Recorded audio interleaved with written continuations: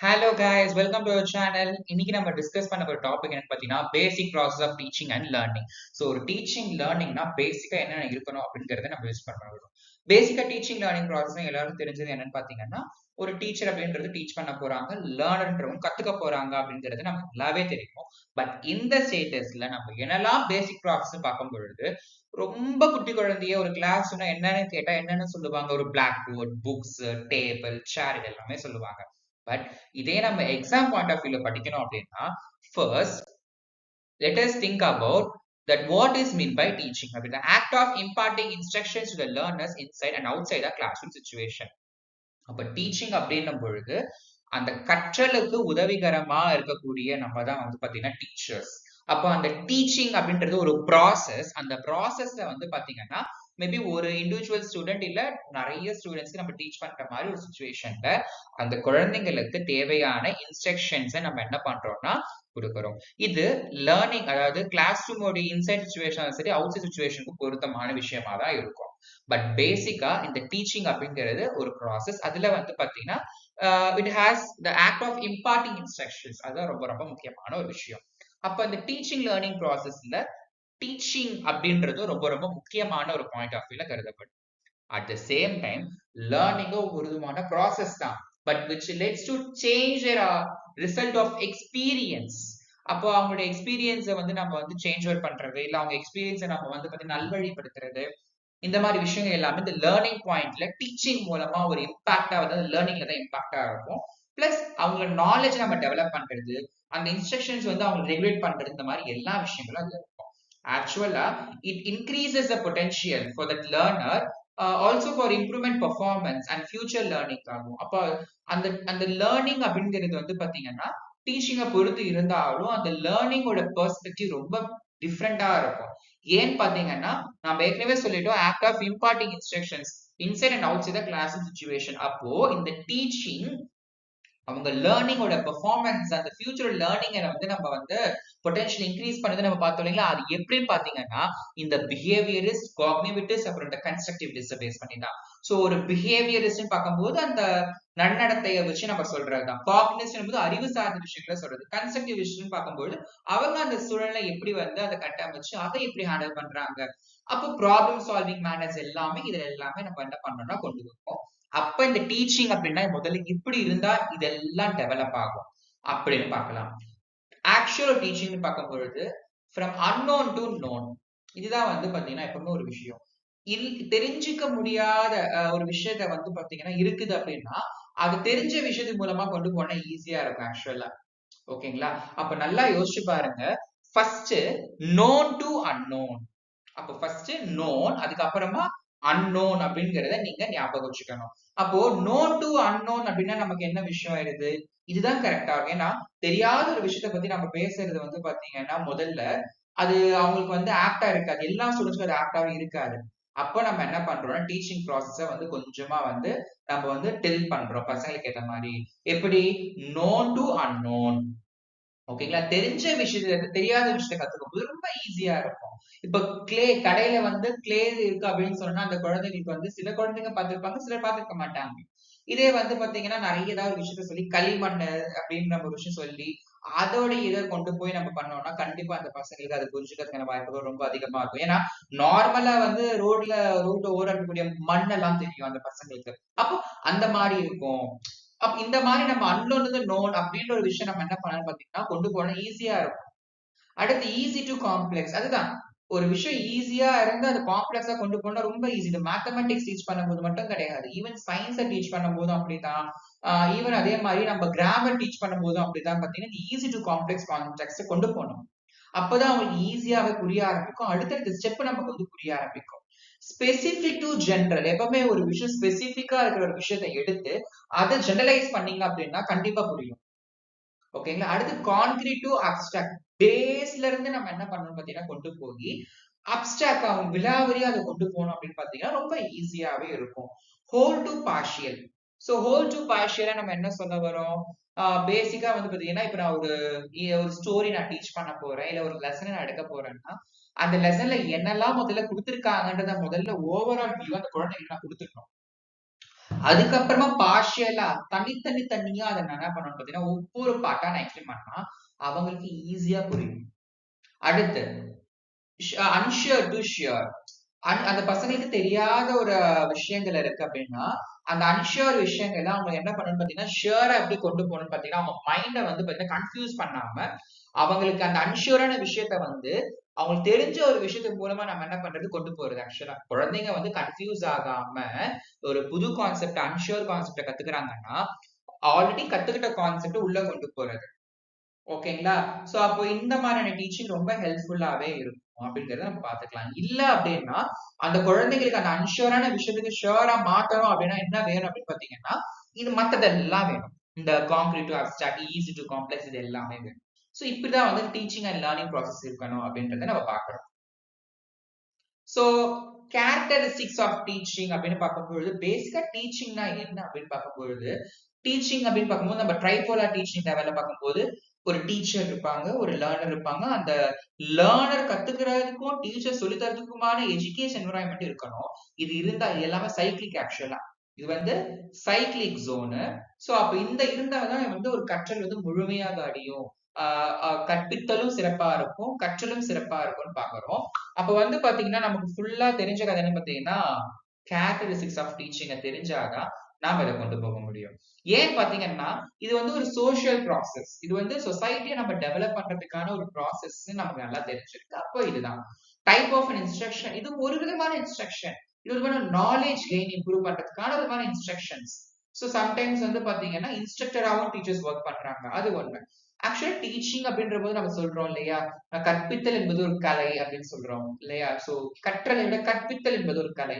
அதுதான் it is an art and development in career. அவங்களோட கெரியர்ல வந்து அத ஒரு கேரக்டரிஸ்டிக்ஸா இருக்குன்னா டெவலப்மெண்ட் அப்படின்னு ஒரு விஷயம் இருந்தாதான் அந்த கெரியரே ஆக்சுவலி ஒரு ப்ராப்பரான ஒரு விஷயமா கொண்டு போக முடியும்.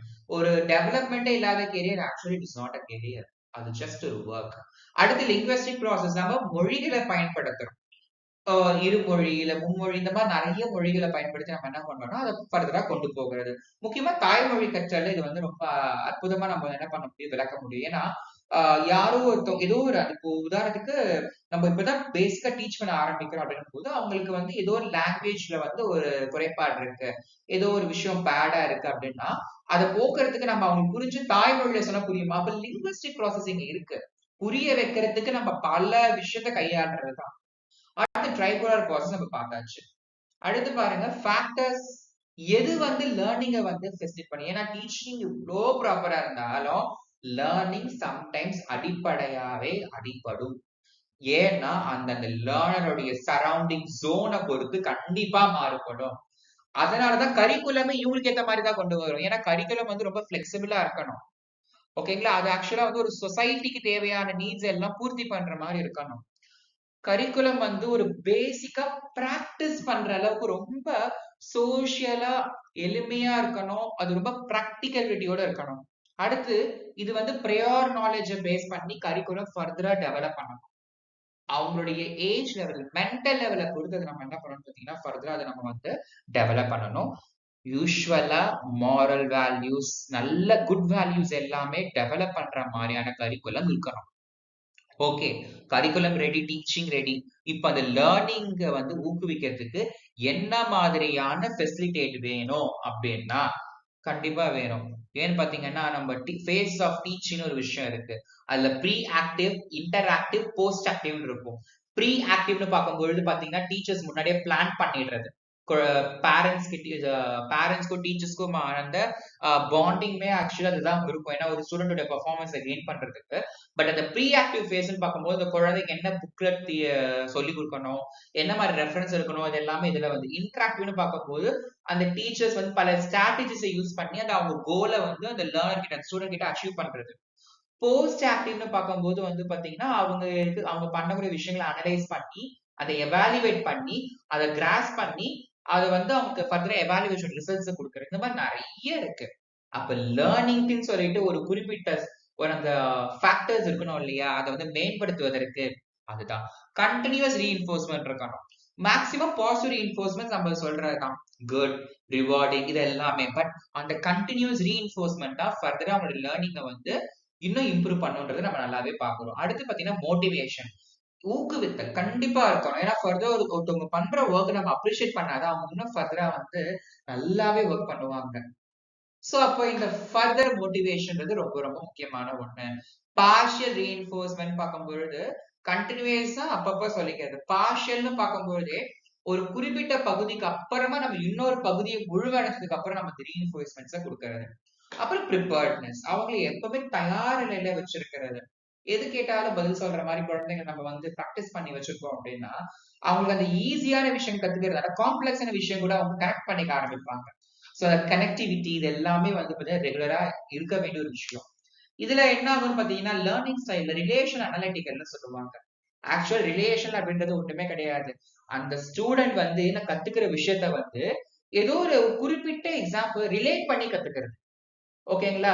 இப்போ இது வந்து பாத்தீங்கன்னா ஒரு காம்ப்ளெக்ஸ் இன்டர்னல் ஸ்ட்ரக்சர் அப்படின்னு சொல்றது. அவனாவே இதை என்ன பண்ணிக்கிறான், ஒரு ரிலேஷன்ஷிப் கொண்டு போய் அந்த லேர்னிங் கத்துக்கிற விஷயத்த ஒரு குறிப்பிட்ட எக்ஸாம்பிள்ஸோட பாத்துக்கிறது. ஆனா அனலைட்டிக்கல் சைடும் ஆக்சுவலா அதேதான். பட் என்னன்னு பாத்தீங்கன்னா அவன் கத்துக்கிற விஷயம் புது கான்செப்டா இருக்குது அப்படின்னா அந்த புது கான்செப்ட் அப்படிங்கிறதே அவனுக்கு வந்து ஒரு இன்ட்ரெஸ்ட் தூண்டுற விதமா இருந்தாதான் அது நல்ல லேர்னிங்கா இருக்க முடியும், நல்ல டீச்சிங்கோட இருக்க முடியும், நல்ல எக்ஸ்பீரியன்சிங் எல்லாம் கொடுக்க முடியும். அப்ப நல்லா யோசிச்சு பாருங்க. அப்போ டு அக்வயர் நியூ நாலேஜ், அக்யூட்டான ஒரு கான்செப்ட் ஒரு ப்ராசஸ் அவனுக்கு கொண்டு போகணும் அப்படின்னா அவனோட திங்கிங் வந்து பாத்தீங்கன்னா நம்ம வந்து ரொம்ப பெருக்கணும். அப்போ வந்து அவன் அனலைஸ் அப்படின்னு பார்க்க எக்ஸ்பீரியன்சிங், ஜட்ஜிங், என்கவுண்டரிங், எக்ஸாமினிங், இந்த மாதிரி எக்ஸ்பிரஸிங், இந்த மாதிரி நிறைய விஷயங்களை ஒன்றிணைஞ்சு அதை அப்சர்வ் பண்ணி அதை அவனுடைய ஸ்டைல்ல கொண்டு போறதுதான் லேர்னிங் அப்படின்றத நம்ம பார்க்கறோம். ஓகேங்களா? சோ அப்போ இந்த ரிலேஷன் அனலிட்டிக்கல்ன்றது நம்ம பார்க்கறோம். அடுத்து பாருங்க, டைப்ஸ் ஆஃப் டீச்சிங்னு பார்க்கும்போது ரெண்டு விதமான டீச்சிங் இருக்கு. டீச்சர் சென்டர்ட் ஒன்று இருக்கு, லேர்னிங் சென்டர்ட் ஒன்று இருக்கு. இப்போ இந்த டீச்சர் சென்டருக்கு நல்ல எக்ஸாம்பிள் இப்போ நீங்க கவனிக்கிற கிளாஸ். ஏன்னா இப்ப நீங்க டவுட் ரைஸ் பண்ணாலும் we have to type on the comment. அது எப்ப பாக்குறோமோ அப்பதான் வந்து என்ன ஆக முடியும்னா அது கிளியர் பண்ண முடியும். ஒரு ஃபார்மல் அத்தாரிட்டி, இல்ல எக்ஸ்பர்ட், இல்ல பர்சனல் மாடல் மூலமா அது நம்ம வந்து என்ன பண்றோம், எக்ஸ்பிரஸ் பண்றோம். பட் லேர்னர் சென்டர்ட் அப்படின்னா it should be only by facilitator, delegator. ஒரு டீச்சரே இந்த ரோல பண்ணணும். ஏன்னு பாத்தீங்கன்னா அப்பதான் வந்து ஈஸியா இருக்கும். டீச்சர் சென்டர்னா டீச்சர்ஸ் மட்டும் லெக்சர் எடுத்துட்டு போறது. லெக்சரிங் மெத்தட் இங்க நமக்கு தேவையில்லை. லேர்னிங் மெத்தட் தான் தேவை. லேர்னர்ஸ் தான் அது தேவை. அப்ப கத்துக்கிறவங்களுக்கு ஏத்த மாதிரியான சென்டர்ட் அவங்களோட மையப்படுத்தி இருக்கணும் அப்படின்னா அவங்கள வந்து ஒர்க் அவுட் பண்ண வைக்கிறது. ஒரு 2 ப்ராப்ளம் போட்டு 3வது ப்ராப்ளம் நீங்க போட்டு காட்டுங்கன்னு சொல்றது. இல்ல ஒரு கான்செப்ட முடிக்கும் பொழுது நான் இவ்ளோ எக்ஸ்பிளைன் பண்ணி கடைசியா ஒரு கன்க்ளூஷனை கேட்கறது. இல்ல சம்மரைஸ் பண்ணி கேட்கறது. இந்த மாதிரி நிறைய விஷயங்கள் இருக்கும். ஓனா எஸ்ஸே எழுதி காட்டுங்கன்னு சொல்றது. கிராமர வந்து நீங்க தெரியுதோ தெரியும் முதல்ல ட்ரை பண்ணுங்கன்னு சொல்லி என்கரேஜ் பண்ணி அவங்களை எழுத வச்சு கரெக்ட் பண்றது. எழுத்துக்கள் ஏதாவது இந்த நிறைய இந்த இதெல்லாம் பார்ப்போம் இல்லையா, இந்த டிஸ்லெக்சியா, அப்புறம் இந்த கிராஃபியா, இந்த மாதிரி நிறைய இருக்கு. அந்த மாதிரி ப்ராப்ளம்ஸ்க்கு எல்லாமே சொல்யூஷன் எல்லாமே இந்த லேர்னர் சென்டர்ட் மெத்தட்ல கண்டிப்பா பார்க்க முடியும். அப்ப நல்லா யோசிச்சு பாருங்க, பாராடிசம்ஸ் ஆஃப் லேர்னிங் ரொம்ப முக்கியம். ஏன்னு பாத்தீங்கன்னா லேர்னிங் ஒரு ஸ்ட்ரெயிட் ஃபார்வர்ட் மெத்தடா இருக்கும்போது பலதரப்பட்ட கண்டிஷனிங் அதுல, அதாவது கண்டிஷன் நம்ம ஒரு ஸ்ட்ரெயிட் ஃபார்வர்ட் லேர்னிங் நம்ம கண்டிஷனிங் சொல்றோம். ஸோ இன்ஸ்ட்ருமெண்டேஷன் யூஸ்வலா இருக்கணும் அப்படின்னு சொல்றது. ஏன்னா ஆப்பரண்ட் லேர்னிங் அந்த அந்த இன்ஸ்ட்ருமெண்டேஷன் இருந்தாதான் ஃபர்தரா நம்ம ப்ராப்பரான மெத்தட்ல கொண்டு போகும். இது ஆப்பரண்ட் கண்டிஷனிங் சொல்றாங்க. கிளாசிக்கல் கண்டிஷனிங்குமே இருக்கணும். அப்சர்வேஷன் இது எல்லாமே கண்டிப்பா முக்கியம். ஏன்னா ஒரு விஷயம் அப்சர்வ் பண்ணாதான் கத்துக்க முடியும். பேசிக்கா எல்கேஜி குழந்தைங்க எல்லாம் பாத்தீங்கன்னா நல்லாவே அப்சர்வ் பண்ண டெண்டன்சி அவங்களுக்கு இருக்கும். ஏன்னா இப்ப நீங்க ஏ சொல்லி தரீங்க வீட்ல பேரண்ட் அப்படின்னா அந்த ஏ அப்படிதான் போடணும்னு அவங்க சொல்ல மாட்டாங்க. எங்க டீச்சர் எனக்கு இப்படிதான் சொல்லி கொடுத்தாங்கன்னு சொல்லிட்டு அவங்க என்ன சொல்லுது அந்த பேட்டர்ன்லயே அப்படியே சில குழந்தைங்க போடுவாங்க. இது அப்சர்வேஷனல். அடுத்து காகனேட்டிவ், அவர் அறிவு சார்ந்த விஷயங்களை வளர்க்கும் விதமாக அந்த லேர்னிங் இருக்கணும்.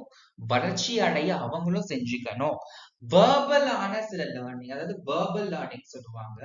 இந்த எழுத்துப்பூர்வமான சில விஷயங்கள் எல்லாமே அவங்க பெர்ஃபெக்டா கத்துக்கணும். மெயிலிங், அப்புறம் கம்யூனிகேஷன் லெசன்ஸ் எல்லாமே இந்த லேர்னிங்கை பேஸ் பண்ணி தான் இருக்கும். கம்யூனிகேஷன் அப்படின்னாலே நான் வெர்பல், வெர்பல்ல வெர்பல் ஒரு பெரிய பார்ட். மெயில் அனுப்ப தெரியலன்னா அது ஒரு பெரிய தப்பு தான். கண்டிப்பா ஒரு லீவ் லெட்டர் எழுத தெரியலனா தப்பு. அப்ப லேர்னிங்ல அங்க ஏதோ ஒரு விஷயம் குறைபாடு இருக்கு. அப்புறம் கான்செப்ட், கண்டிப்பா எல்லா கான்செப்ட்ஸுமே அவங்களுக்கு தெரிஞ்சிருக்கணும்ன்ற அவசியம் நம்ம எல்லாமே சொல்லி கொடுக்கறது. ஆனா நல்லா யோசிச்சு பாருங்க, இப்ப நியூரா ஒரு கான்செப்ட் எடுக்கிறேன்னா அதோட basic concept they must learn. உள்ள இருக்கக்கூடிய சில விஷயங்கள் அவங்களுக்கு சில விஷயங்கள் வந்து அவங்களுக்கு சாதகமா அமையலனாலும் கண்டிப்பா அவங்க அந்த கான்செப்டோட பேசிக்ஸ் அந்த கான்கிரீட் லெவல அவங்க கண்டிப்பா அட்டாச் பண்ணி அவங்க மைண்ட்ல வச்சிருக்கணும்.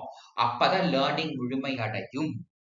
அப்புறம் ஸ்கில் தான் இருக்கிறதுலே வந்து பாத்தீங்கன்னா ஹையஸ்ட் ரேஞ்சில் இருந்த எவாலுவேஷன் ஸ்கில் அனலைசிஸ் இதெல்லாம் பாத்தீங்கன்னா ஒரு ஹை லெவல் ஆஃப் அந்த லேர்னிங்ல இருக்கும். அசஸ்மெண்ட் ஃபார் லேர்னிங் எல்லாம் பார்த்துருக்கோம். அப்ப இது எல்லாமே ஸ்கில்ஸ் அப்படின்னா அதுதான். எங்க எல்லாம் நம்ம அதை அப்ளை பண்ணுறது கத்துக்கிறதே ஒரு ஸ்கில் தான் ஆக்சுவலா. அடுத்து டெமான்ஸ்ட்ரேஷன் அந்த இன்ஸ்ட்ருமெண்டேஷனுக்கு ஈக்குவலா தான் இருக்கும். அதை செஞ்சு பார்க்கறதுக்கு அவங்களுக்கு தெரிஞ்சிருக்கணும் அப்படின்றது தான்.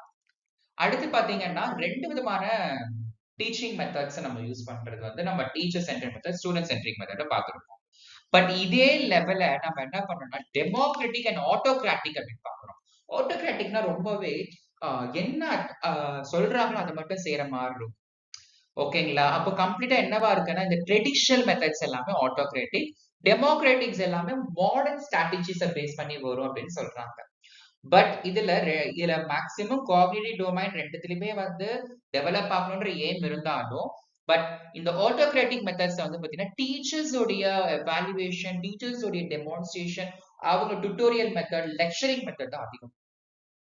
ஓகேங்களா? அவங்களோட கண்ட்ரோல் ரொம்ப அதிகமா இருக்கும். கண்டிப்பா ஸ்டூடெண்ட்ஸை வந்து அவங்க ஃப்ரீயா விட்டு அவங்க லேர்னிங் பாயிண்ட் என்ஜாய் பண்ண விட மாட்டாங்க. ஆனா டெமோக்ராட்டிக் டீச்சிங்கிறது அப்படி கிடையாது. அவங்களோட இன்ட்ரெஸ்ட், ஆட்டிடியூட்ஸ், அவங்களுக்கு தேவையான அவங்களுக்கு முடிஞ்ச விஷயம், அவங்களோட கேப்பபிலிட்டி, கெப்பாசிட்டி இதெல்லாம் கருத்தில் கொண்டு அவங்களுக்கு ஏத்த மாதிரி ஸ்ட்ராட்டஜிஸை ஃபாலோ பண்ணி அவங்கள சுதந்திரமா இண்டிபெண்டா லேர்னிங்கை கொடுக்கறது தான் பாத்தீங்கன்னா இந்த டெமோக்ராட்டிக் டீச்சிங். அப்ப பேசிக்கா வந்து பாருங்களேன் ரொம்ப ஈஸி. ஸ்டோரி டெல்லிங் மெத்தட் சில டீச்சர்ஸ் வந்து வெக்காபுலரி டெலிவர் பண்றதுக்காக என்ன பண்ணுவாங்க, ஸ்டோரி சொல்றது, இல்ல பாத்தீங்கன்னா சொசைட்டியல் அந்த கல்ச்சர்ஸ் வந்து டெவலப் பண்றதுக்கும், இல்ல சொசைட்டி எப்படி இருக்கணும், இல்ல லாங்குவேஜ் எப்படி பயன்படுத்தணும், அது இந்த என்ஹான்ஸ்மெண்ட்ஸ் எல்லாமே ஸ்டோரி டெல்லிங் மெத்தட் தான் இருக்கும். அடுத்து வந்து பாத்தீங்கன்னா டெமான்ஸ்ட்ரேஷன் தெரியும். டெமான்ஸ்ட்ரேஷன்னாலே செய்முறை கற்றல், அதாவது ப்ராக்டிக்கலா நம்ம ஒரு விஷயம் பார்த்து அதை அண்டர்ஸ்டாண்ட் பண்ணி அதை ப்ராக்டிக்கலா செஞ்சு பார்க்கறது.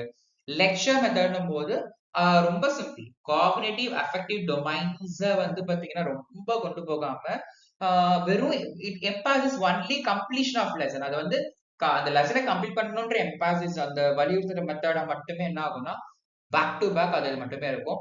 ஒன் வே கம்யூனிகேஷன் ஆக்சுவலா.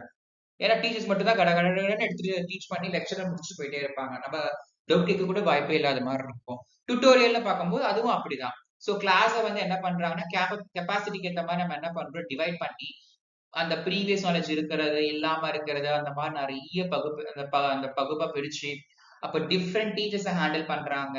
அப்புறம் சயின்ஸுக்கு ஒரு மாதிரி அவங்களுக்கு இது எடுத்து மேத்தமெட்டிக்ஸ் ஒரு மாதிரி டேக் ஓவர் பண்ணி அந்த ஸ்டூடெண்ட்ஸோட நாலேஜ் வந்து ஓரளவுக்கு வந்து கெயின் பண்ற இது எல்லாமே டுட்டோரியல் மெத்தட்ஸ் தான் இருக்கும். ஸோ பேக் டு பேக் டீச்சர்ஸோட எஃபர்ட்ஸ் மட்டும் தான் அங்க இருக்கும். ஸ்டூடெண்ட் சைட்ல இருந்து ஒரு பாசிவ் அட்டென்ஷன்ஸ் தான் அதுல கிரியேட் ஆகும். பட் டெமோக்ராட்டிக் போது பேர்லயே இருக்கு அந்த சுதந்திர வழி கற்றல் அப்படின்னும் பொழுது. ஸோ ஃபர்ஸ்ட் டிஸ்கஷன் மெத்தட்னு பார்க்கும்பொழுது பசங்களுடைய காக்னிட்டிவ் லெவல் அப்புறம் பாத்தீங்கன்னா அஃபெக்டிவ் டொமைன்ஸ் வந்து பாத்தீங்கன்னா ஹை லெவலுக்கு ரீச் ஆகிற மாதிரி இருக்கும். When we make them to discuss with a good experts. அப்போ நல்லா அந்த மேத்ஸ், ஆர்ட், மியூசிக், டான்ஸ் எல்லாம் வந்து பாத்தீங்கன்னா இந்த எல்லா சப்ஜெக்டும் வந்து பாத்தீங்கன்னா ஒரு நல்ல டிஸ்கஷன் மூலமாவே நல்லா கொண்டு போக முடியும். அடுத்து ஹியூரிஸ்டிக் மெத்தட். இந்த ஹியூரிஸ்டிக் மெத்தட பார்க்க போயாச்சு அப்படின்னா டீச்சர் வந்து ஒரு ப்ராப்ளம் கொடுப்பாங்க. அப்ப ஸ்டூடெண்ட் வந்து அது எப்படி போய் ஸ்டூடெண்ட் கிட்ட வந்து கைட் பண்ணிடுவாங்க. கைட் பண்ணாலும் அந்த கைட் பண்ணதுக்கு அப்புறமா அந்த ஸ்டூடெண்ட் வந்து கெயின் பண்ணிப்பான் நாலேஜ், கண்டிப்பா இல்லைன்னு சொல்லல. அப்ப டீச்சர் திரும்ப ஒரு ப்ராப்ளம் அந்த இடத்துல கொடுக்கும்பொழுது அவங்க அந்த இடத்துல சால்விங் த ப்ராப்ளம் ஒரு கான்செப்ட் மைண்ட்ல வச்சு அந்த குழந்தைங்க சால்வ் பண்றாங்க. இது வந்து நிறைய செல்ஃப் ஸ்டடி, செல்ஃப் லேர்னிங், அப்புறம் பாத்தீங்கன்னா ஃபர்தரா வந்து செல்ஃப் ரிசர்ச், அப்புறம் இன்வெஸ்டிகேஷன் பண்றது, சர்ச் பண்றது, நிறைய விஷயத்த வந்து அவங்க தெரிஞ்சுக்கிறது, ஆன்லைன் வந்து யூஸ் பண்ற மெத்தட்ஸ் எல்லாம் இருக்கும் இல்லைங்களா? ஸோ அந்த இன்வெஸ்டிகேட் எல்லாம் பண்ற ரிசர்ச் எல்லாம் பண்றோம்ல இப்ப அது எல்லாமே இந்த ஹியூரிஸ்டிக் மெத்தட்ல இருக்கும். ஸோ டிஸ்கவரி மெத்தட்னு பார்க்கும்போது it is very simple. Something you are trying to do something new, அதுதான் அந்த விஷயம் தான். அப்போ ஒரு ப்ராப்ளம்கான சொல்யூஷன் கொடுக்கறது. இப்ப நிறைய குழந்தைங்க ஆன்லைன்ல பாத்தீங்கன்னா இந்த மாதிரி மிஷின்ஸை கண்டுபிடிச்சோம், இந்த மாதிரி சின்ன சின்ன விஷயம் கண்டுபிடிச்சாங்க அப்படின்னு நம்ம பார்த்திருப்போம். அது எல்லாமே இந்த டிஸ்கவரி மெத்தட்ல தான் வருது.